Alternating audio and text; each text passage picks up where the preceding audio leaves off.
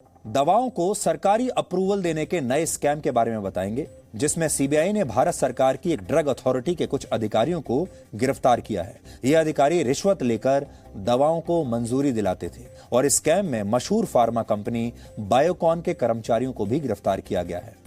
आप सब बड़ी बड़ी फार्मा कंपनियों के विज्ञापन देखकर बहुत भरोसे के साथ इनकी दवाइयां खरीदते हैं, लेकिन इस स्कैम से यह पता चलता है कि सब स्टैंडर्ड दवाइयों को भी रिश्वत खिलाकर बाजार में बेचने की मंजूरी ली जा सकती है और ली जा रही है।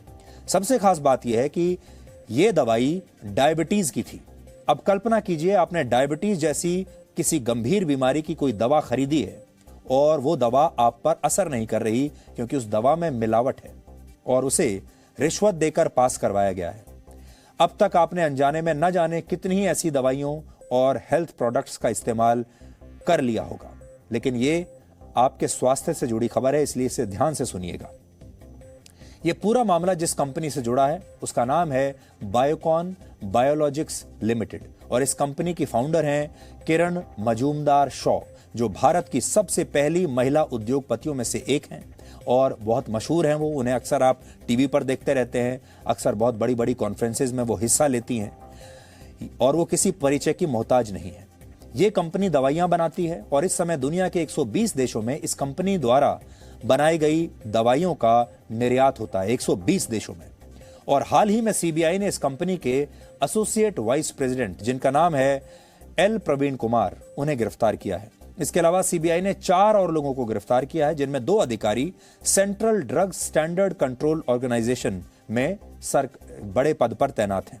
भारत में जो नई दवाइयां बनाई जाती हैं उनसे जुड़े डेटा की जांच इसी सरकारी एजेंसी द्वारा की जाती है और ये उसकी जिम्मेदारी है। इसके अलावा इस मामले में जिस एक महिला को गिरफ्तार किया गया है वो एक रिसर्च कंपनी की डायरेक्टर है और इस कंपनी का नाम है बायो इनोवेट। अब इन सभी लोगों पर यह आरोप है कि इन्होंने एक दवा को इमरजेंसी यूज की मंजूरी दिलाने के लिए सरकारी गाइडलाइंस और कानूनों का उल्लंघन किया और इस दौरान सरकारी अफसरों को 9 लाख रुपए की रिश्वत दी। और इस पूरे बिजनेस मॉडल में ये सभी लोग एक दूसरे से जुड़े हुए थे। इस मामले में जो एफआईआर दर्ज हुई है उसके मुताबिक बायोकॉन नाम की ये कंपनी बाजार में अपनी एक दवा लॉन्च करना चाहती थी और इस दवा का नाम है इंसुलिन एस्पार्ट। जिन लोगों को डायबिटीज की बीमारी है ये दवा उन लोगों के लिए बनाई गई है। तो सोचिए कितनी गंभीर बात है ये कि डायबिटीज के लोगों के लिए ये दवाई बनी है और इस दवाई में ही रिश्वत देकर अप्रूवल लिया जा रहा है। इस समय चीन के बाद भारत में डायबिटीज के सबसे ज्यादा मरीज हैं। उनकी संख्या है 7 करोड़ 70 लाख। दुनिया में डायबिटीज के हर 6 मरीजों में से 1 मरीज भारत में है और इससे आप समझ सकते हैं कि यह खबर कितनी गंभीर है। इस कंपनी ने इस दवा का पहले, दूसरे और तीसरे चरण का ट्रायल भारत में नहीं बल्कि अमेरिका और जर्मनी में किया था। ये सब आप जानते होंगे पहले से कि जब कोई दवा बनाई जाती है तो उसके ट्रायल्स किए जाते हैं। पहले चरण का ट्रायल होता है, फिर दूसरे चरण का, फिर तीसरे चरण का। और एफआईआर में यह लिखा है कि इसके आधार पर जो ट्रायल्स उन्होंने किए अमेरिका और जर्मनी में, उन ट्रायल्स के आधार पर यह कंपनी चाहती थी कि भारत में इसे तीसरे चरण के ट्रायल से छूट मिल जाए और इस दवा को इमरजेंसी यूज की श्रेणी में डालकर मंजूरी दे दी जाए ताकि ये कंपनी इस दवा को बाजार में जल्द से जल्द बेच सके। यानी कंपनी ये कह रही है कि हमें तीसरे चरण का ट्रायल नहीं करना और आप हमें ये मंजूरी दे दीजिए बिना ट्रायल के ही। इसके लिए इस कंपनी ने बायो इनोवेट नाम की एक दूसरी कंपनी से संपर्क किया, जिसकी मदद से ड्रग अथॉरिटी के सरकारी अधिकारियों को 9 लाख रुपए की रिश्वत ऑफर की गई। और जब इस अथॉरिटी के एक प्रमुख अधिकारी वो इसके लिए तैयार हो गए रिश्वत के लिए, तो इस कंपनी की इस दवा को बिना ट्रायल के नतीजे दिखाए और बिना कोई ठोस आधार के ही इमरजेंसी यूज की मंजूरी दे दी गई। इसका मतलब रिश्वत का पैसा काम कर गया और मंजूरी मिल गई बिना ट्रायल के। यानी जिस दवा का भारत में तीसरे चरण का ट्रायल हुआ ही नहीं, उस दवा को सिर्फ 9 लाख रुपए की रिश्वत देकर इस कंपनी ने मंजूरी दिला दी। अब सोचिए कितनी खतरनाक बात है, लाखों करोड़ों लोगों के जीवन के साथ खेलने वाली बात है। हालांकि सीबीआई ने इस मामले में तुरंत कार्रवाई करते हुए सरकारी अफसर एस ईश्वरा रेड्डी को रिश्वत के 4 लाख रुपए लेते हुए रंगे हाथों गिरफ्तार कर लिया, जिससे यह पूरा नेटवर्क एक्सपोज हुआ और उसके बाद यह पता चला कि यह कौन सी कंपनी थी, कौन सी दवाई थी और किस चीज का क्लियरेंस मांग रही थी। हालांकि यहां बात सिर्फ इतनी नहीं है।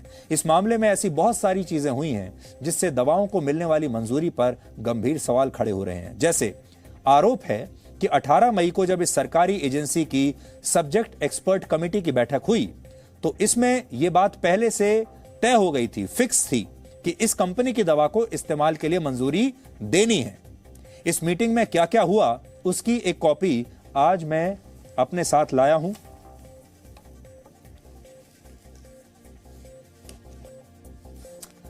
और इसमें जो रिपोर्ट है, जो रिकमेंडेशंस हैं, उस बैठक में क्या क्या हुआ है, चौथे पॉइंट के सामने लिखा है, सब्जेक्ट एक्सपर्ट कमेटी ने तय किया है कि वो बायोकॉन कंपनी को उसकी दवा के तीसरे चरण के ट्रायल से छूट देती है और इस फैसले के बाद ये कंपनी इस दवा को भारतीय बाजारों में बेच भी सकती है और इसका दूसरे देशों में निर्यात भी कर सकती है।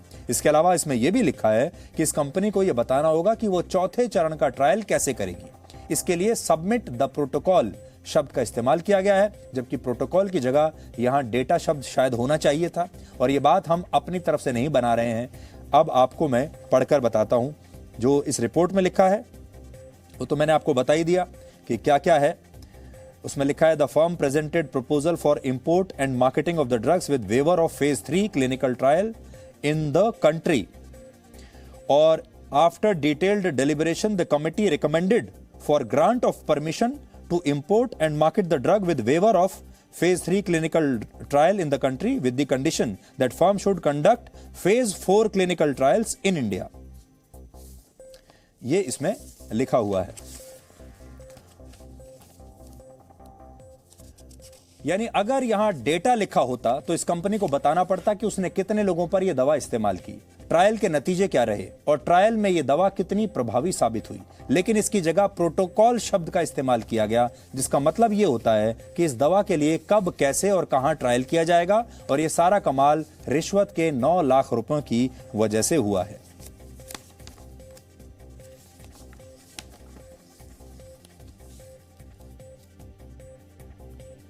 तो ये सारी बातें जो हम आपको पढ़कर बता रहे हैं, इसमें लिखा है कि doctor S Eshwara Reddy has manipulated the minutes of the meeting of SEC held on 18/5/2022 by changing the word data to protocol recommendations and thereby causing substantial wrongful gain to Biocon Biologics Limited Bangalore।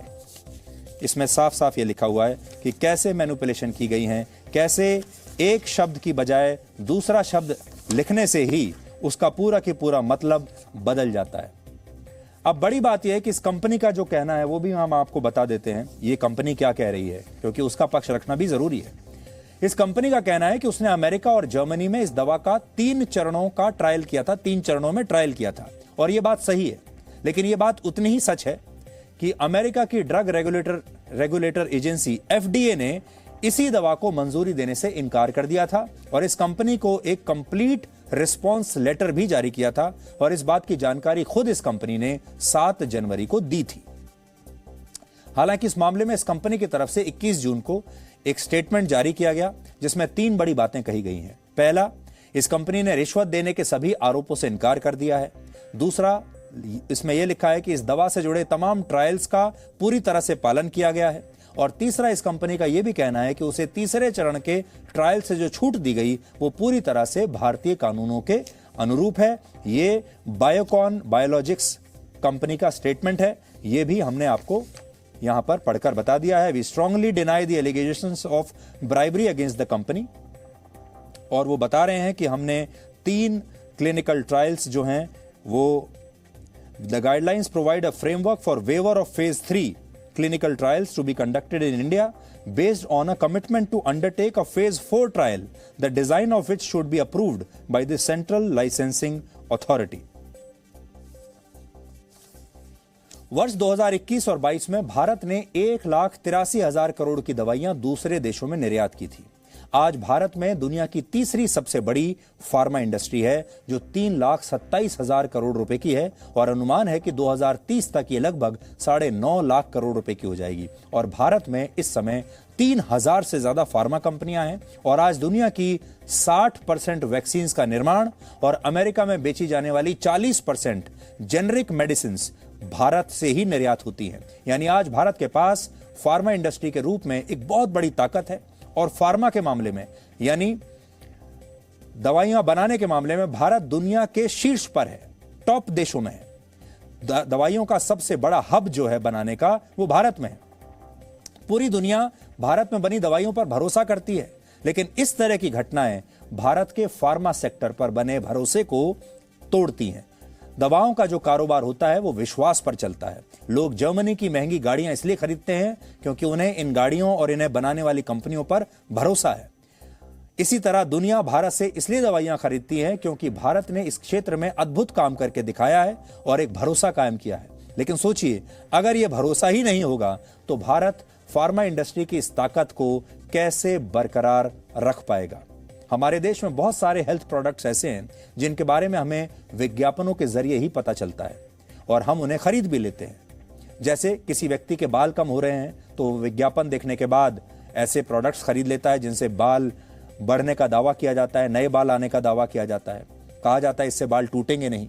लेकिन हकीकत में जब आप कई महीनों तक उस product का इस्तेमाल करते हैं तो आपको कई बार यह एहसास होता है कि इसका कोई असर हुआ ही नहीं, यानी आपने बेकार में पैसा खर्च किया और इस प्रोडक्ट का आपको कोई फायदा नहीं मिला।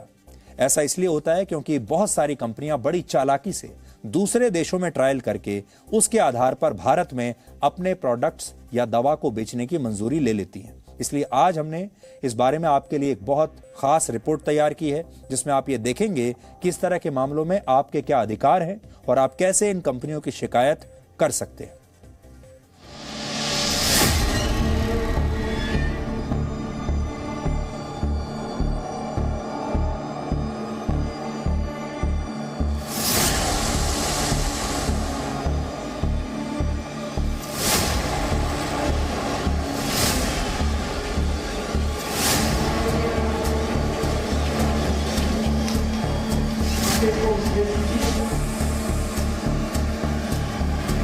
जो एस्पार्ट है वो प्रिफर करते हैं आजकल, क्योंकि इसमें एक्शन जल्दी शुरू होता है, तो इसीलिए जो शुगर लेवल है वो जल्दी कंट्रोल होता है और उसका जो लास्ट अगर बोले करता है तो वो अपना 5 से 6 घंटे तक करता है, तो जिससे कि जो कोई और भी कॉम्प्लिकेशंस हैं लो शुगर लेवल के ऐसे वो कोई डेवलप नहीं होते फिर आजकल, क्योंकि इंसुलिन ऐसा है कि डेली कोर्स में और बहुत सारे डायबिटिक पेशेंट बढ़ते जा रहे हैं तो उनको लगाया जा रहा है।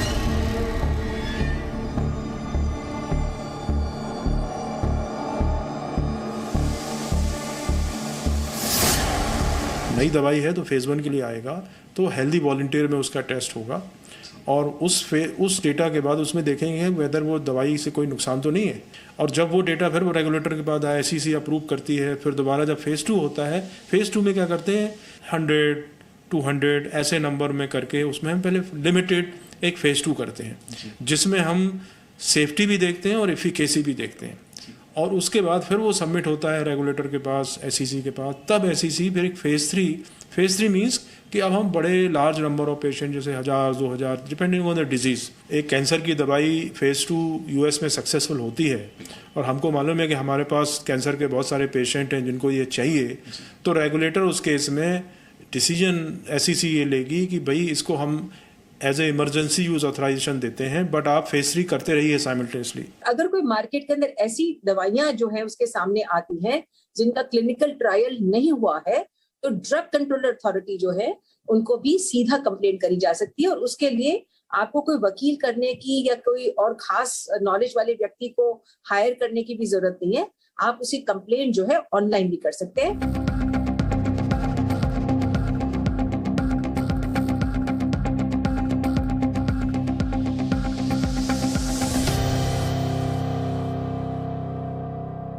तो आइए आपको हम लोग को तरीका दिखाते हैं जिससे आप भी जान सकते हैं कि भारत की कौन कौन सी ऐसी दवाइयां हैं जिन्हें drug controller general of India ने अब तक अप्रूव करा हुआ है, मंजूर किया हुआ है और उसके अलावा आप इस पूरी लिस्ट में ये भी देख सकते हैं कि जिस दवा का आप सेवन कर रहे हैं क्या उस दवा को drug controller general of India ने अप्रूव करा है या फिर नहीं। अब इसके लिए आपको करना क्या है कि सबसे पहले आपको CDSCO के वेबसाइट पर आना है। CDSCO यानी central drug standard control organization, इसकी वेबसाइट है cdsco.gov.in। इसके जब आप होम पेज पर आएंगे तो कई ऑप्शंस आपको यहाँ पर नीचे की विंडो में दिखेंगे, जैसे consumer, industry, data bank, approval, drugs@CDSCO और FAQs। तो आपको drugs@CDSCO पर क्लिक कर देना है। जैसे आप इसके ऊपर क्लिक करेंगे वैसे एक तो और देखिए ऑप्शन आया सर्च का, और उसके अलावा अब तक भारत में 3723 दवाइयों को भारत का drug controller general of India approve कर चुके हैं। तो इन सभी दवाइयों की आपको यहाँ पर लिस्ट दिखाई देगी। इस पूरी लिस्ट में से आप देख सकते हैं, सर्च कर सकते हैं कि क्या उस दवा को अप्रूव करा गया है या नहीं। कुछ दवाइयाँ ऐसी भी हैं जिन्हें भारत में बैन करा गया है, तो अब उसके बारे में अगर आपको जानना है तो आपको क्या करना है, यहाँ पर CDSCO की ही वेबसाइट पर होम पेज पर एक ऑप्शन है कंज्यूमर। इस कंज्यूमर ऑप्शन पर आपको क्लिक करना है। यहाँ पर जब आप आएंगे तो यहाँ पर देखिए एक ऑप्शन है रिसेंट कंज्यूमर अपडेट्स में लिस्ट ऑफ बैन ड्रग्स। जब आप लिस्ट ऑफ बैन ड्रग्स पर जब आप क्लिक करेंगे तो इसमें देखिए पूरी अपडेटेड लिस्ट है। ये आप देखिए लिस्ट ऑफ बैन ड्रग्स, जब आप इसके ऊपर क्लिक करेंगे तो आप ये Presenting B News app available on Google Play and App Store. Download it now.